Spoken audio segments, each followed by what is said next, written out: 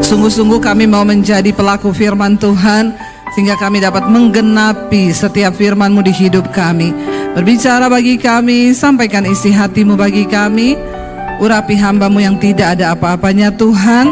Kami rindu mengerti firman-Mu, mengerti kebenaran-Mu. Karena itu di dalam nama Yesus kami buka hati bagi firman Tuhan. Yang percaya Tuhan di tengah kita, memberkati kita. Katakan bersama, amin. Tepuk tangan buat Tuhan Yesus. Silakan duduk Bapak Ibu yang terkasih. Shalom. Apa kabarnya hari ini? Luar biasa. Walaupun ada masalah tetap luar biasa. Insya Allah ya. Iya, hari ini saudara saya akan berbicara firman Tuhan tentang alasan kita hidup. Ya, untuk apa saudara hidup di dunia ini? Itu harus menjadi pertanyaan penting loh. Karena umur kita tuh tidak lama.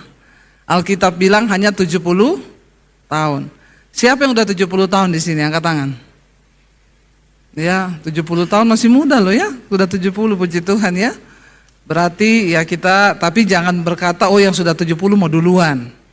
Ya, karena hidup mati itu ada di tangan Tuhan. Ya, sekarang juga banyak orang masih muda sudah dipanggil Tuhan.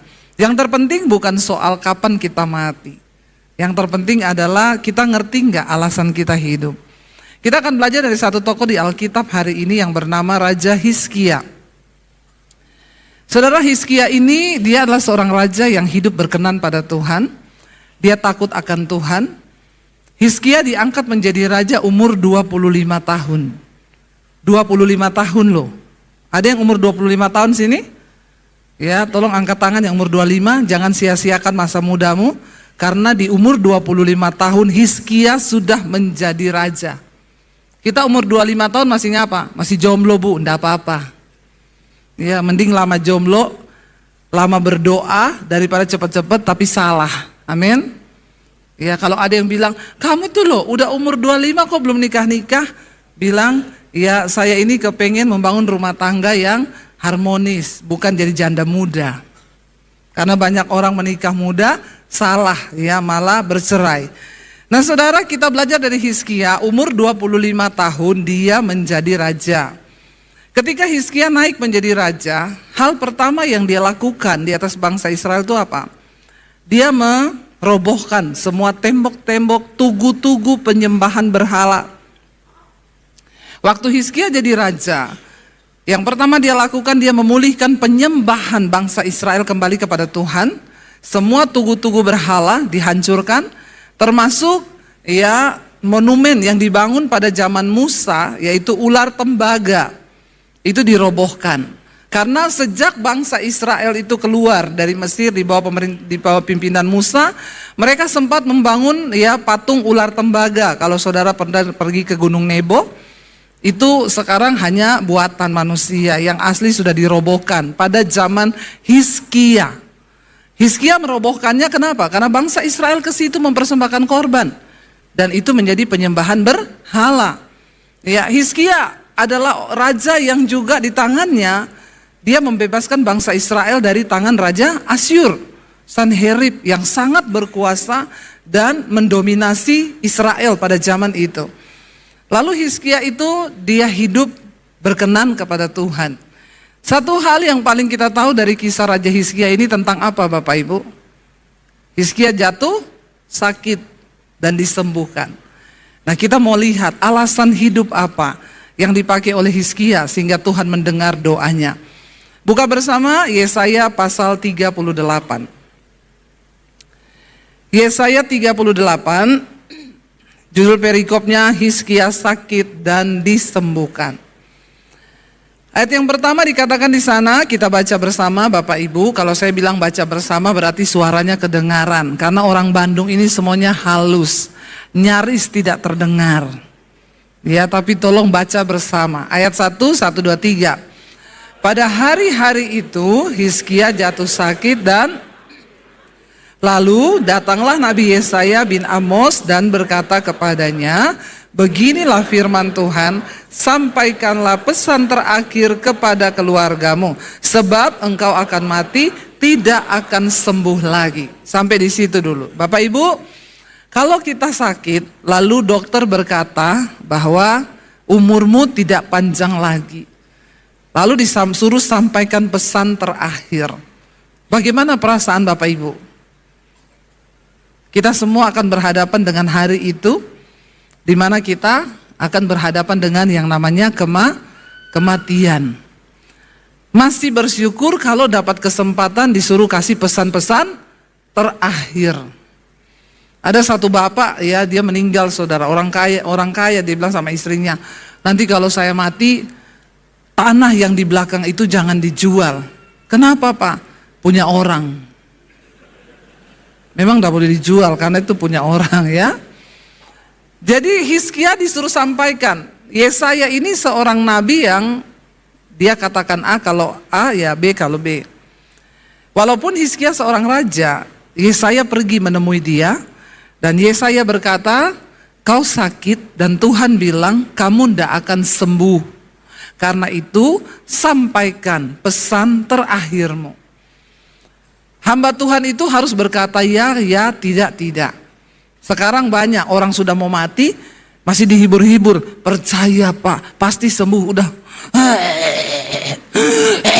percaya Pak, Tuhan baik. Saya berprinsip, lebih baik kita persiapkan jemaat menghadapi kematiannya, daripada berpura-pura kasih kekuatan, padahal kita tahu dia mau mati. Karena banyak orang Kristen tuh ternyata belum siap mati. Kalau saya tanya di sini, berapa yang sudah siap mati? Angkat tangan.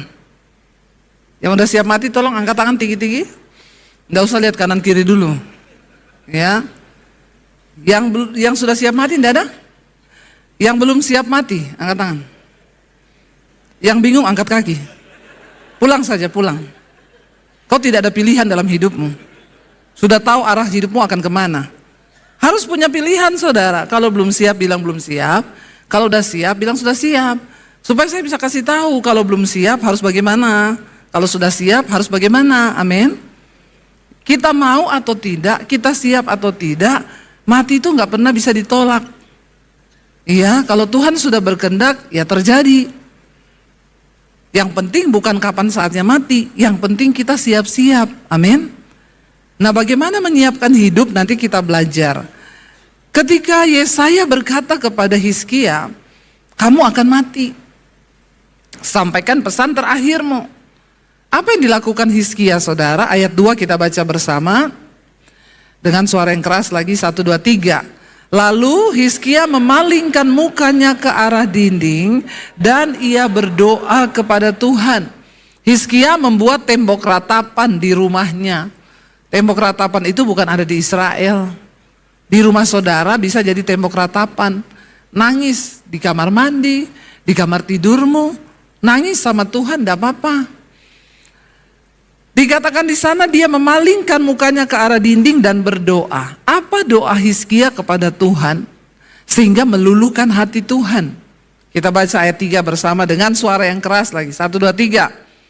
Ia berkata, ah Tuhan, ingatlah kiranya bahwa aku telah hidup di hadapanmu dengan setia dan dengan tulus hati. Dan bahwa aku telah melakukan apa yang baik di matamu. Kemudian menangislah Hizkia dengan sangat. Hizkia tidak ngomong gini, Tuhan tolong anak saya masih kecil-kecil. Tuhan tolong utang saya belum lunas. Ya, ada yang punya utang di sini? Cepat-cepat lunasi, ya, supaya kalau mati tidak bawa utang. Dia berkata di hadapan Tuhan dengan doa yang simple, dan Hizkia memberikan Tuhan alasan kenapa dia harus hidup di dunia ini. Alasan yang pertama dia bilang begini, Tuhan ingatlah, aku telah hidup di hadapanmu dengan setia. Apa yang Tuhan cari dari kita orang Kristen, orang percaya? Cuma satu, kesetiaan. Setia itu artinya dalam segala keadaan. Ada kalanya dalam hidup kita sebagai orang percaya, kita ini akan menghadapi pencobaan, masalah, pergumulan hidup. Dan disitulah kesetiaan kita kepada Tuhan itu diuji, ya. Apakah kita mau tetap setia dalam keadaan yang sulit? Ketika saya terima Yesus, saya menghadapi tantangan yang sangat berat. Diusir dari keluarga, diancam mau dibunuh, saya tinggalkan rumah, ya tidak bawa ijazah, saya hidup di kos-kosan numpang untuk bisa dapat makan, dapat tumpangan gratis, saya cuci baju anak kos, saya jadi pembantu di situ. Kalau saya ini mau memberontak dari Tuhan, kenapa saya ikut Yesus menderita? Tiap hari ketika saya berdoa, setan datang ngomong, goblok. Ikut Yesus jadi pembantu, ikut Yesus menderita, ikut Yesus gak punya uang. Saya cuma bilang, setan, aku ikut Yesus karena aku telah ditebus dan hargaku lunas dibayar. Bukan soal berkat. Aku ikut Yesus karena aku menemukan keselamatan. Dan karena itu aku mau tetap setia kepada Tuhan Yesus. Amin. Hizkia berkata, aku telah hidup di hadapanmu dengan setia. Hari-hari ini orang setia itu susah dicari. Karena semua orang ada maunya. Ya, makanya wanita-wanita kalau masih pacaran, pacarmu udah selingkuh, langsung cepet-cepet putus. Ya karena konon katanya selingkuh itu tidak ada obatnya. Kecuali dia bertobat. Terima Tuhan Yesus. Orang setia itu susah dicari. Dalam keadaan panas, hujan, ya baik atau tidak baik, kita tetap setia. Mau hidup kita diberkati, setia. Ya, mau hidup kita lagi susah, tetap setia. Ada orang waktu diberkati setia, ketika susah dia tinggalin Tuhan. Bahkan dia jual Tuhan. Ada loh pendeta, ya pindah agama, menikah dengan orang yang tidak seiman, cerai dengan istrinya, tapi demi dapat harta, ya dia tinggalkan Tuhan Yesus. Ya ini orang-orang yang hanya mencari kesenangan sesaat di waktu hidup ini. Tapi Tuhan mencari orang yang setia, saudara. Ya, dalam segala keadaan, Hizkia berkata kepada Tuhan, Tuhan ini loh alasan supaya engkau mendengarkan doaku. Dengar dia bilang di sana, ingatlah kiranya aku telah hidup di hadapanmu dengan setia. Bapak Ibu, alasan hidup apa yang kau bisa beri bagi Tuhan? Apakah ketika engkau ada masalah, engkau datang menangis sama Tuhan, Tuhan ingatlah Tuhan, aku ini selingkuh loh Tuhan. Halo? Tuhan ingat loh Tuhan, aku ini hidup ini melakukan percabulan, kenajisan, aku terus berdosa. Alasan apa yang kita mau beri sama Tuhan? Tuhan ingat loh, aku ini hidup kepahitan terus sama mertuaku, sama menantuku kepahitan. Halo saudara, tidak semua orang Kristen itu doanya mendapat jawaban dari Tuhan. Ada kriteria, ada alasan yang harus kita beri kepada Tuhan supaya doa kita itu dijawab. Kalau kau tidak punya alasan hidup, ya tidak usah berharap. Karena engkau tidak menghormati Tuhan. Hizkia memberi alasan, ingatlah kiranya aku hidup di hadapanmu dengan setia. Yang kedua dia bilang apa? Ingat Tuhan, aku hidup di hadapanmu dengan tulus hati. Orang yang tulus hati akan berkata, sekalipun doaku tidak dijawab oleh Tuhan, aku tetap percaya. Dulu saudara ketika saya nggak bisa bayar cicilan rumah saya terancam mau ditarik, mau diambil. Saya tadinya berdoa sama Tuhan, saya tuntut Tuhan, Tuhan, aku tuh udah bersaksi kemana-mana beli rumah loh. Kalau rumahku diambil, Tuhan kau yang malu. Makanya dengar doaku Tuhan, jawab, beri mujizat. Saya pikir tuh doa yang bisa menyenangkan hati Tuhan. Saya doa dengan air mata setiap siang, gak ada orang, suami udah pergi, anak-anak sekolah, saya sendiri di rumah, saya nangis, saya selalu berdoa seperti itu. Kau malu loh Tuhan, kau malu. Makin kesini gak damai sejahtera saya. Makin saya tertekan, makin saya ini ya rasanya kehilangan damai sejahtera. Akhirnya satu waktu saya duduk di kaki Tuhan, saya cuma nangis. Dan saya bilang, Tuhan, Bicara kepadaku Tuhan, apa yang Engkau mau dari hidupku? Kenapa Engkau izinkan masalah ini terjadi? Koreksi aku Tuhan. Lalu tiba-tiba saya mendengar Roh Kudus mulai bicara. Kau ndak usah mengancam-ngancam Tuhan. Kalau rumahnya diambil, Tuhan malu. Roh Kudus tuh bilang, Tuhan itu mulia, Tuhan itu agung, kemasyurannya mengatasi segala hal di bumi ini. Kalau rumahmu diambil, itu tidak merubah kemuliaan Tuhan. Bukan Tuhan yang malu, kaulah yang malu. Baru saya sadar, oh iya ya, saya salah berdoa. Kenapa saya tuntut Tuhan? Kenapa saya tidak belajar mengasihi Tuhan dengan hati yang tulus ikhlas? Akhirnya saya mulai nangis dan berdoa, Tuhan ampuni aku Tuhan.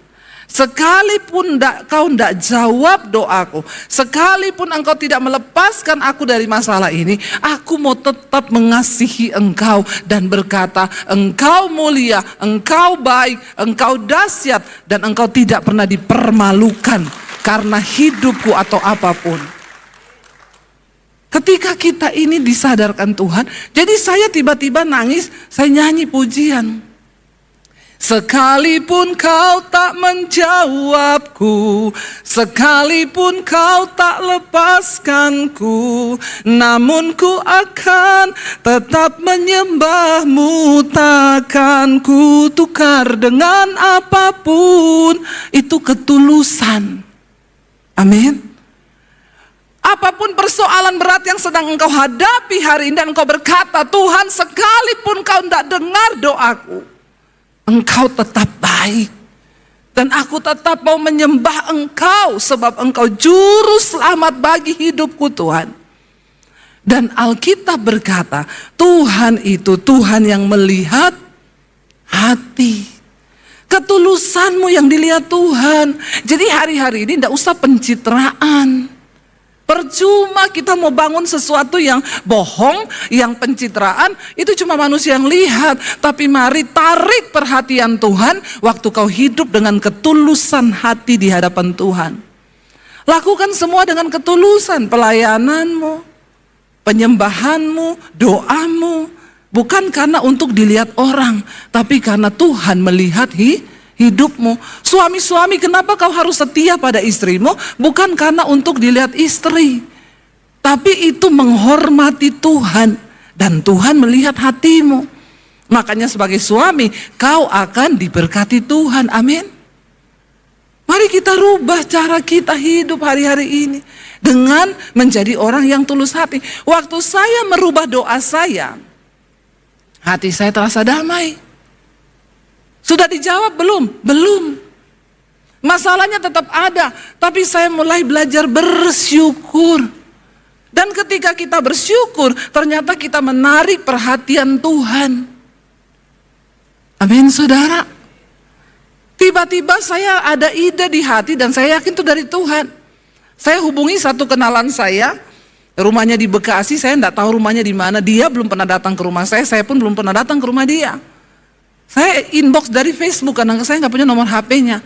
Saya bilang, Ibu, saya mau minta tolong, saya nggak minta uang Ibu, tapi Ibu mau nggak beli rumah saya? Kalau rumah saya ini ditarik Bu, saya rugi. Karena rumah ini sekarang harganya sudah naik 2 kali lipat. Tapi kalau Ibu tombokin dulu utang saya, nanti setelah itu sertifikat saya bawa ke rumah Ibu. Nanti kita jual. Kenaikan rumah itu saya balikin dulu uang Ibu, kenaikannya kita bagi 2 keuntungan. Oh iya, coba saya tanya ke suami saya, Bu Debbie ya. Dia tanya ke suaminya tanya, surat-suratnya lengkap, sertifikat ada, IMB ada. Ya udah minta nomor rekening Bu Debbie ya. Dia transfer kekurangannya 400 juta. Setelah saya ambil sertifikat, saya bilang, Bapak, alamat rumahnya mana? Saya mau antar sertifikat, nanti sambil kita tawarkan rumah ini. Nggak usah Ibu Debbie, ambil aja sertifikatnya. Yang lama sudah berlalu, yang baru sudah datang, itu berkatnya Ibu.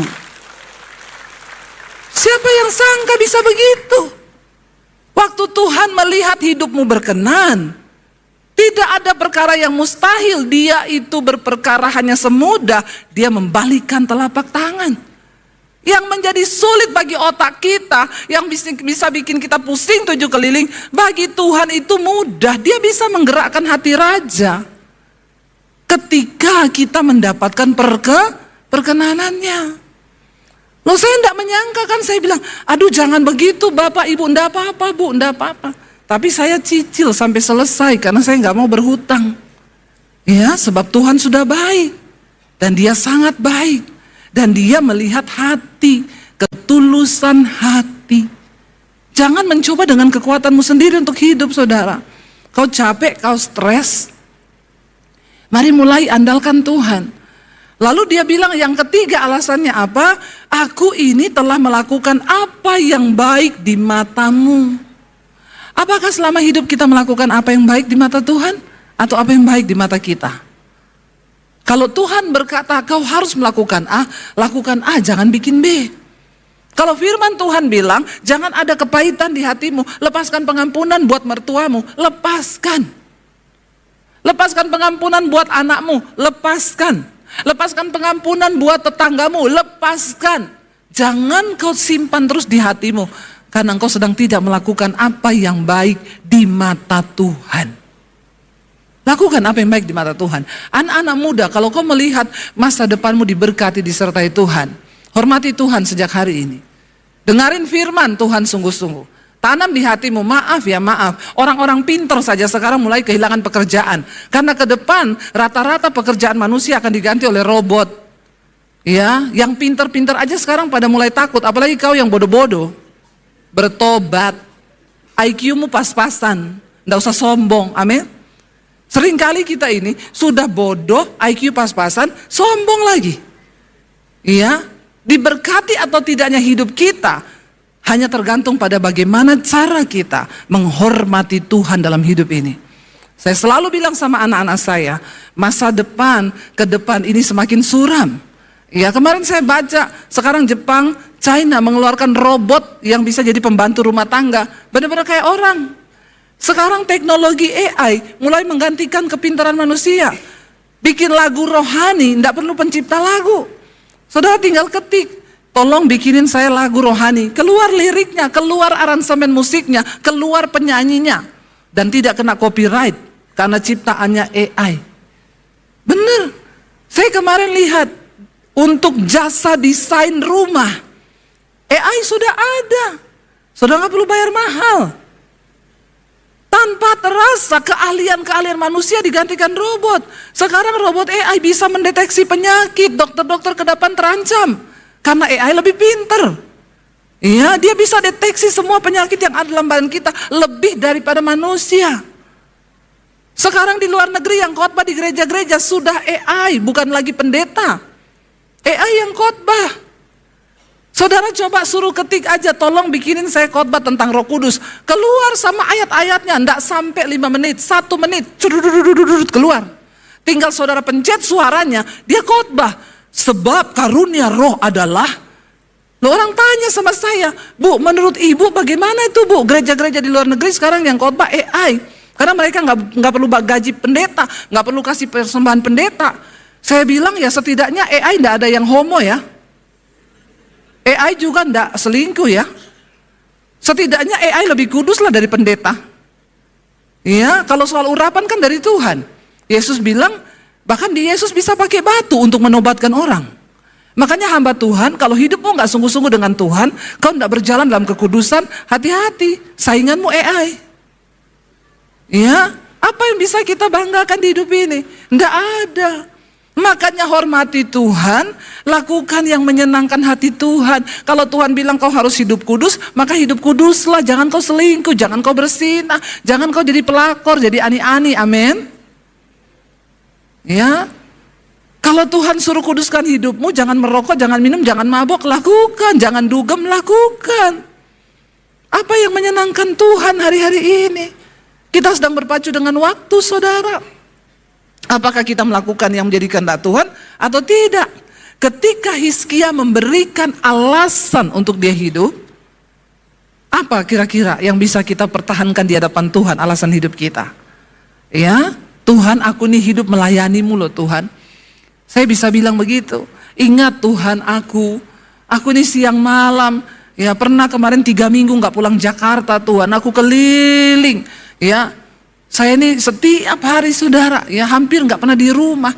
Saya kadang bilang, Tuhan, untuk menikmati rumahku aja, aku harus bayar harga loh.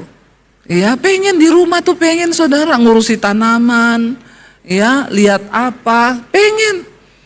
Baru datang ganti koper terbang. Saya pulang besok, lusa subuh saya sudah terbang ke Kalimantan lagi. Ya terus begitu setiap hari untuk melayani Tuhan.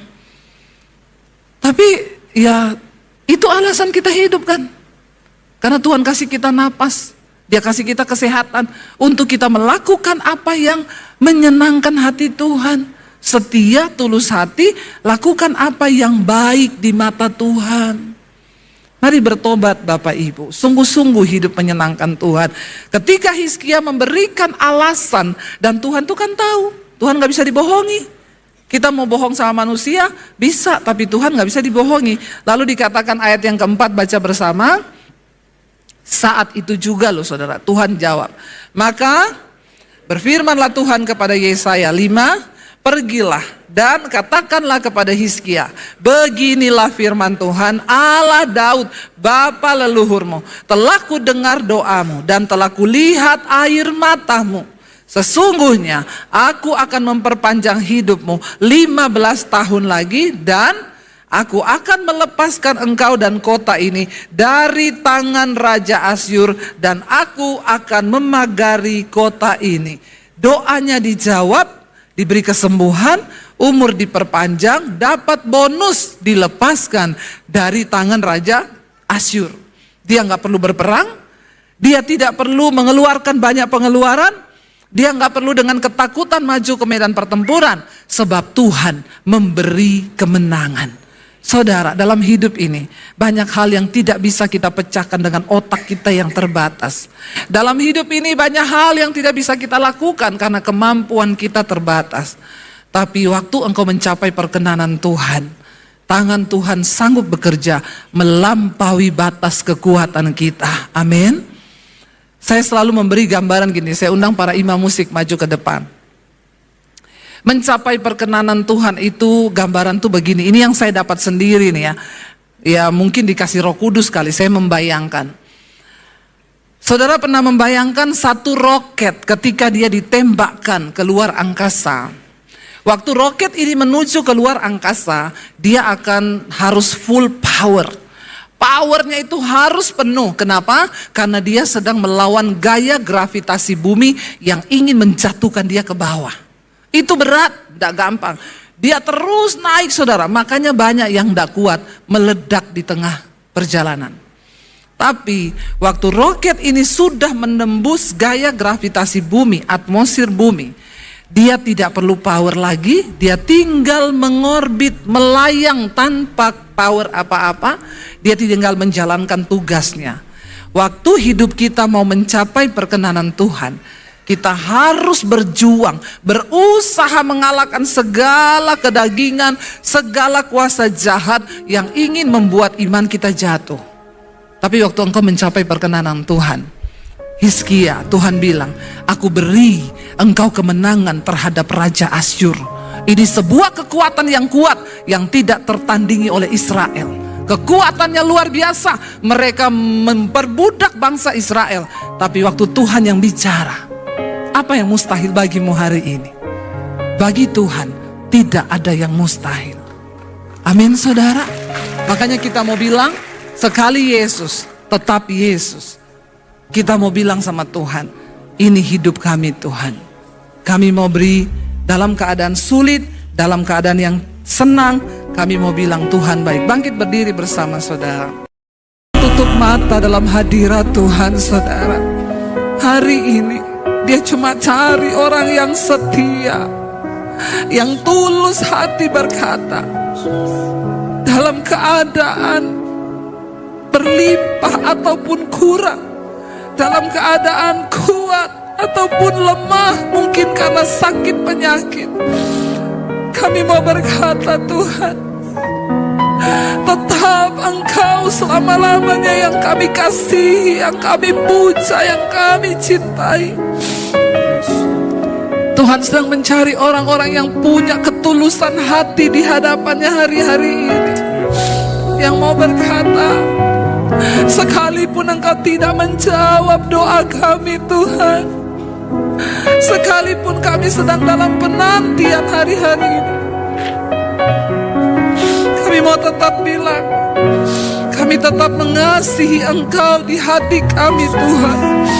Tidak pernah akan kami tukar dengan apapun. Lebih lagi angkat tanganmu saudara, katakan, sekali Yesus, selamanya Yesus,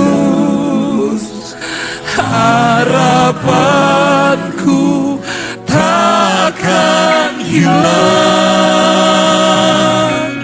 karena kasih-Nya sekarang ku ada.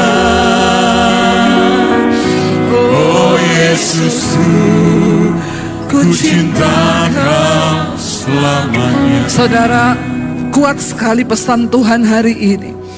Dia berkata, hiduplah menghormatiku, kata Tuhan.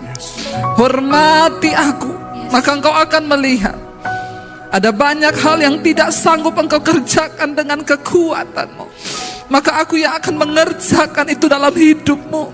Sebab Dia tahu batas kekuatan kita. Anak-anak muda, hormati Tuhan di hidupmu. Hidup dalam kekudusan, hormati Tuhan.